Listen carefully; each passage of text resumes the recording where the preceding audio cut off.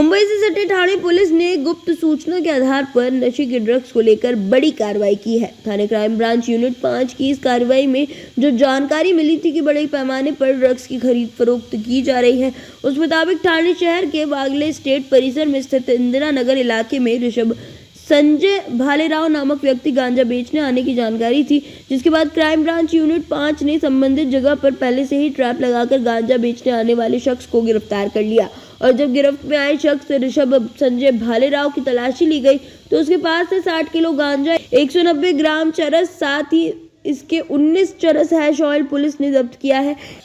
गिरफ्त में आने के बाद की गई पूछताछ में आरोपी ऋषभ संजय भालेराव ने बताया कि उसने इंस्टाग्राम पर मार्ले शॉप नाम का एक पेज क्रिएट किया था और उस पेज के माध्यम से वह गांजा बेचने का ही गोरख धंधा करता था। और उस पेज के माध्यम से जिन जिन लोगों को गांजा सेवन करने की आदत है वो लोग उसे पर्सनल मैसेज करते थे और उसके बाद ऋषभ उन्हें अपना गूगल पे नंबर देता था।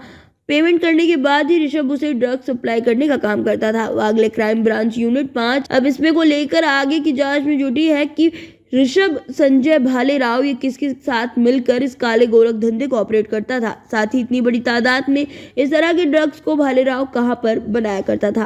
करण्यासंदर्भात माननीय पोलीस आयुक्त आशुतोष डोंगरे सरांचं नेहमीच सूचना आहे। त्या अनुषंगाने क्राईम ब्रांच असेल, लोकल पोलीस कडून ही कारवाई करण्यात येत आहे। त्या अनुषंगाने unit 5 Wagle state crime branch यांना एक इन्फॉर्मेशन होती। त्यांचे सिनियर पी विकास गोडके, त्यांची टीम API शिंदे, PSI माने आणि पूर्ण टीमला त्यांना माहिती होती की या ठिकाणी एक व्यक्ती इंदिरानगर या ठिकाणी गांजा विकण्यासाठी येत आहे। त्या अनुषंगाने त्यांनी ट्रॅप आयोजित केला।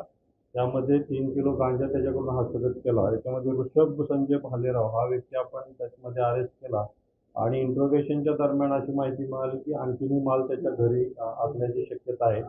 त्याचं घर उल्हासनगर या ठिकाणी आहे। त्या ठिकाणी आपण ज्यावेळी हौसत घेतला त्यावेळी जवळजवळ त्याच्याकडून 60 किलो 500 ग्रॅम वजनाचा गांजा आपण हस्तगत केलेला आहे। 290 ग्रॅम चरस हस्तगत केलेला आहे आणि 19 छोट्या बॉटल ज्याच्यामध्ये हॅश ऑइल, चरस ऑइल आहे ते आपण हस्तगत केलेले आहेत। या टोटल या सगळ्या अंमली पदार्थ जे आपण हस्तगत केले याची किंमत जवळजवळ 31 लाख रुपये आहे।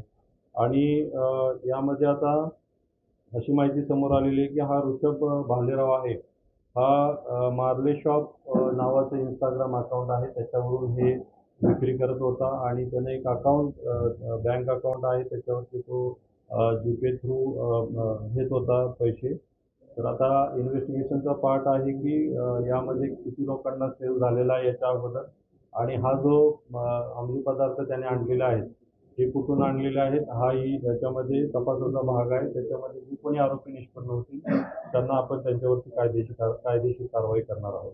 अतिशय उत्कृष्ट असं काम unit 5 Wagle state crime branch यांनी केलेलं आहे आणि अंमली पदार्थ विरोधी जी काही कारवाई आपली ठाणे पोलीस आयुक्तालयाची चालू आहे त्याच्यामध्ये एक चांगली कारवाई आपल्याला युनिट 5 कडून या ठिकाणी दिसली। तर इंस्टाग्रामवर जेवढे फॉलोअर्स आहेत त्यांची पण चौकशी होणार आहे। या ठिकाणी आता फॉलोअरची चौकशी म्हणण्यापेक्षा आपण त्या ठिकाणी जे ऑर्डर दिलेले आहे ज्या लोकांनी आणि ज्या लोकांनी त्या ठिकाणी पेमेंट केलेलं आहे अशा लोकांची यामध्ये इन्क्वायरी इन्व्हेस्टिगेशन होईल।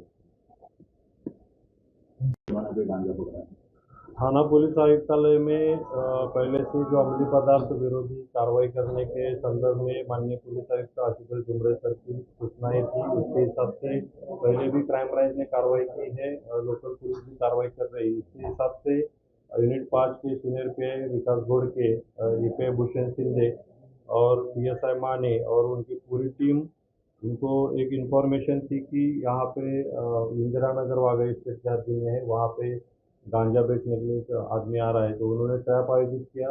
उसके तहत उनको एक ऋषभ संजय भालेराव करके आरोपी उसमें पकड़ा गया। उसके पास में से 3 किलो गांजा हस्तगत किया गया।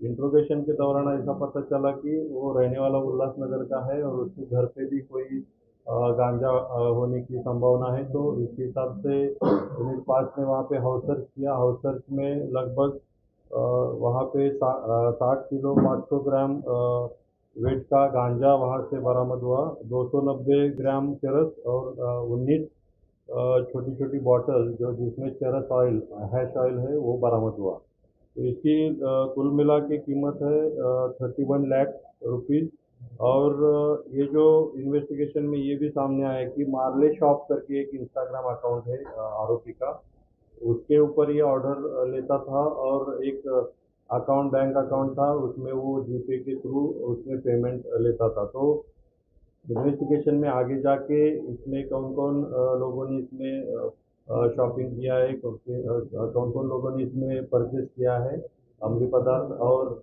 कितने लोगों का इसमें अकाउंट में पैसा जमा हुआ है, इसमें इंक्वायरी होगी, इन्वेस्टिगेशन होगा। एक बहुत ही अच्छी कार्रवाई अमली पदार्थ विरोधी कार्रवाई यूनिट 5 ने यहाँ पे की है और ऐसी कार्रवाई आगे भी यहाँ पे चलती रहेगी। तो इसमें मालूमात हुई है कि इतने बड़े गांजा उसमें भी चला है। निश्चित रूप से अभी जो इसमें बाकी का भी जो प्रोडक्ट है, गांजा है या चरस है, ये कहाँ से सोर्स क्या है, कहाँ से लाया, तो इन्वेस्टिगेशन में आगे चल के पता चले। तो इसके टोटल कीमत क्या है टोटल? इसमें टोटल जो हमने बरामद किया है ये पूरा माल, उसकी 31 लाख रुपीज़ उसकी कीमत।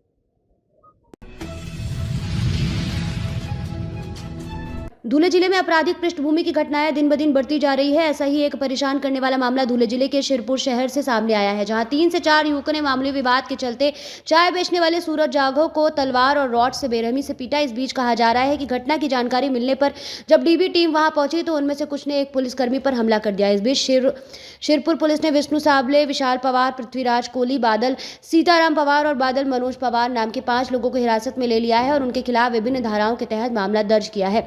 इस बीच इस पूरी घटना से शिरपुर शहर का महात्मा फूले भाजी बाजार इलाके में डर का माहौल फैल गया और घायल सूरज जाघव को इलाज के लिए शिरपुर के एक अस्पताल में भर्ती कराया गया है। नागरिक अब मांग कर रहे हैं कि बढ़ती घटनाओं को रोकने के लिए पुलिस सख्त कार्रवाई करे। सदर आरोपी अटक करत असताना आमचे गुन्हे शोध पथकाचे पोलीस शिपाई कोरी यांना देखील मार लागलेला आहे, त्यांच्या हाताची 2 बोटं फ्रॅक्चर झालेली आहेत। त्या संदर्भात देखील सदर आरोपींविरुद्ध वेगळा गुन्हा दाखल करून कारवाई करीत आहोत। जाधव राहणार लक्ष्मीनगर हा खंडोबा महाराज मंदिराच्या बाजूला चहा विक्रीचा आणि इलेक्ट्रिशियनचा व्यवसाय करतो। रात्री 11:15च्या सुमारास आमोदे गावातील बादल पवार, विष्णू साबळे, विशाल पवार, बादल पवार आणि पृथ्वीराज कोहली या 5 मुलांनी या फिर्यादीला भाजी मार्केटमध्ये लोखंडी तलवार आणि लोखंडी रॉड तसेच लाथाबुक्यांनी मारहाण केल्यामुळे सदर आरोपींविरुद्ध भादवी कलम 307 व इतर कलमांवर गुन्हा दाखल केलेला आहे। सध्या 3 आरोपी ताब्यात घेतलेले आहेत। इतर उर्वरित 2 आरोपींचा शोध सुरू आहे। पुढील तपास PSI निकम साहेब करतात। घर घर अभियान के आड़ में बदला, गरीब परिवार पर झूठा केस दर्ज करवा कर लिया बदला। भाजपा की पूर्व नगर सेविका संगीता ज्ञानमूर्ति शर्मा कुरार पुलिस को झूठी शिकायत दी कि वह मोदी का घर घर प्रचार कर रही थी। जब वह विश्वकर्मा चाल पहुंची तो राजेश नामक एक लड़का आया, उनको कहा कि तुम इस एरिया में नहीं आ सकते। इसने भद्दी भद्दी गाली भी दी थी, जबकि उस वक्त संगीता शर्मा के साथ करीब 25 से ज्यादा कार्यकर्ता थे। क्या ये संभव है कि जिसके साथ इतने लोग हों और उस महिला का एक व्यक्ति मिलकर विनय भंग कर सकता है? आसपास के लोगों का कहना है कि ये सब झूठी कहानी बनाकर राजेश के परिवार को फंसाया गया। पुलिस ने इस मामले में संगीता शर्मा की शिकायत पर मामला दर्ज करते जांच शुरू कर दी है। इसके जवाब में पीड़ित पक्ष राजेश के पिता जो अपंग है, उनका आरोप है कि 26 जनवरी को जब अपने बेटे राजेश के साथ SRA प्रोजेक्ट की बैठक में जब गए थे, तब ज्ञानमूर्ति शर्मा के सहयोगी अजय यादव ने राजेश को मारा था और गाली देकर उसे वहां से भगा दिया था, जिसका बदला लेने के लिए ज्ञानमूर्ति शर्मा ने अपनी पत्नी का सहारा लेते हुए जब घर घर अभियान के तहत अपने कार्यकर्ताओं के साथ गई थी, तब राजेश की मां ने बस इतना पूछा कि मेरा घर कब पात्र होगा। उसके बाद अजय यादव ने राजेश की मां को थप्पड़ जड़ते हुए कहा, जा नहीं होगा पात्र, जिसके बाद राजेश के पिता और वह नीचे उतरा और अजय के साथ धक्का मुक्की हुआ। इसका फायदा संगीता शर्मा ने उठाकर कुरार पुलिस को झूठी शिकायत करके मामला दर्ज कराया और पति का बदला ले लिया, क्योंकि कुछ दिन पहले ही ज्ञानमूर्ति शर्मा जब इलाके में जबरन लोगों को धमकी दे रहे थे, तभी मौजूद एक सीनियर सिटीजन ने ज्ञानमूर्ति शर्मा के सहयोगी को थप्पड़ जड़ा था। उस वक्त ज्ञानमूर्ति शर्मा सन्नाटे में चले गए और शराफत से वहां से निकल गए थे। बस इसी बात का बदला लेने के लिए ये सब मामला रचा गया और झूठे केस में राजेश और उसके परिवार को फंसाया गया। अब राजेश के पिता की मांग है कि अजय यादव ने मेरी मां को घर के सामने थप्पड़ जड़ा, तब पुलिस ने हमारी शिकायत क्यों नहीं दर्ज की। कुरार पुलिस से शिकायत है कि मेरी मां की शिकायत लेकर तुरंत अजय यादव के खिलाफ मामला दर्ज किया जाए। फिलहाल राजेश अपने वकील की मदद से माननीय न्यायालय का दरवाजा खटखटाने की तैयारी में है।